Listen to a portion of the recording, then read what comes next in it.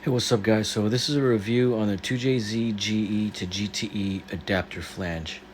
So this flange is designed and made in the USA, and they are cut on water jet machines. The sample shown is made out of 3/8 aluminum, but they come in various sizes like 1/4 inch and 1/2 inch. And after they're cut, they are resurfaced flat on both sides, and then another texture finish is applied to promote better sealing. Since these do not use traditional gaskets, unfortunately you have to use RTV or foam in place gasket or something equivalent, but it's easy enough and it works. Now we're going to install the adapter flange to the lower 2JZ intake runners. Before I did that, I took the studs out and I cleaned the threads. I used an M8 by 1.25 inch tap and I re-cleaned everything. Then I used the supplied hardware, which is M8 socket head caps, 6 of them. I installed those, snugged them down, and from there we're gonna see what we have to do to match the ports. So in these next couple clips, we're gonna show you the ports from the adapter flange side looking towards the head, from the GE head side to the adapter flange, and then a view from the adapter flange to the GTE manifold. And the match porting is very minimal, and most of it is going to be done on the flange. And we're going to take a look here in a second. So right here we're going to see cylinder 1, and everything you see you're going to match to the adapter flange and vice versa. So on this side you're going to match all of the runners to the adapter flange, which is not much, very minimal. But on the other side, which you'll see in a second, you're going to match the adapter flange to the GE runners, like right here. When you look down, you'll see like a half moon on some of them. It'll be like towards the top, left, or the right. And that protrusion, that's the GE to GTE adapter flange. That's the part that you're gonna have to modify. It's not much. Just port match it to the inner diameter of the GE runners. And you'll see right here also, it's not too much.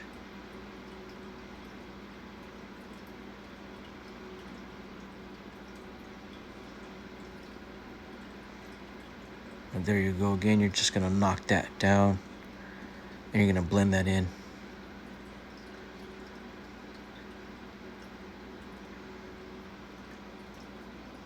This one doesn't have too much.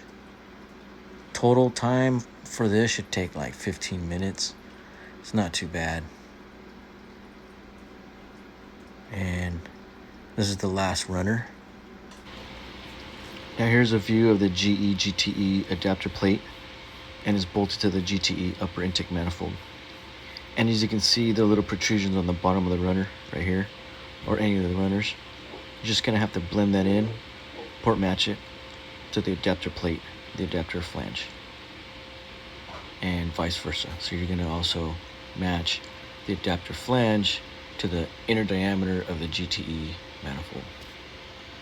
And we're gonna go down each runner so you can see what you have to do to modify, and it's not much.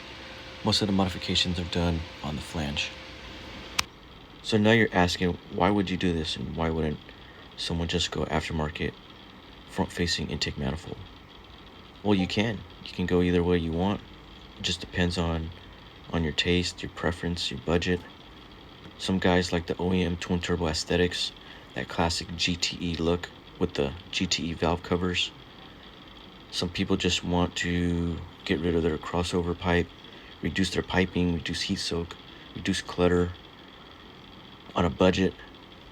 And if you have a GE VVTi motor and you want like a reliable 280, 300, 350 wheel horsepower, you could utilize the Aristo GTE VVTi ECU, the harness, the fuel system, and that'll be a great starting point. You can even go as far as use the A340 trans from it, the LSD, do the internals a little bit, massage the fuel system, and maybe it'll support 600 to the crank.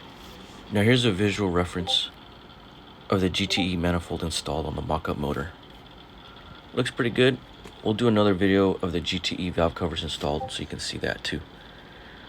You can use the TT power steering reservoir and top fitting, but here I'm using the the billet AN fitting from PHR Powerhouse Racing. It's a very nice unit.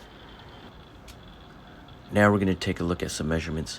I use a 1 pound piece of wood on the top of the GTE intake manifold, and I set it on top of the flash casting with a ruler, protruding out to the valve cover.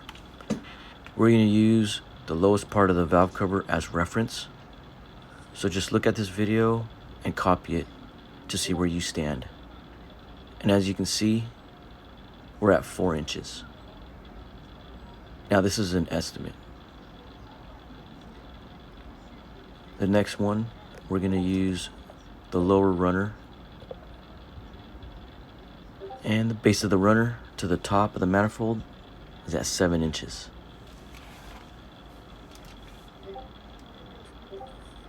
And then we're going to show you another view from the lowest part of the valve cover to the top of the manifold from the front of the engine.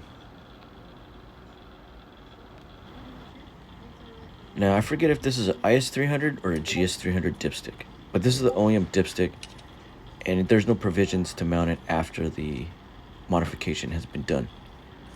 But what we have found is you can put it in front of the first runner without even bending the tube, and it fits pretty good. But to mount it, you'd have to bend the tab that's on the oil dipstick. If you bend it up and slightly to the left, there's a bolt hole on the flange that you can actually meet up with, and it actually works pretty good. And I'll show you here 1 second. It's under that rubber hose, and it's a 10 mil right there. And then you can bend this tab on the dipstick, and it should bolt right in.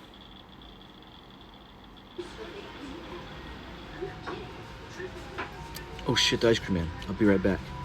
But first, this is a view of the OEM GTE VVTi dipstick. It's a little short from the OEM mounting point by about 2 inches. So since this guy's getting billet valve covers and billet everything, we're gonna take these GTE valve covers and throw them on the GE motor on the side of the house, and we'll check that out later. If you liked this video or found it useful, please hit the like and the subscribe button. Be very much appreciated. Until then, have a good one.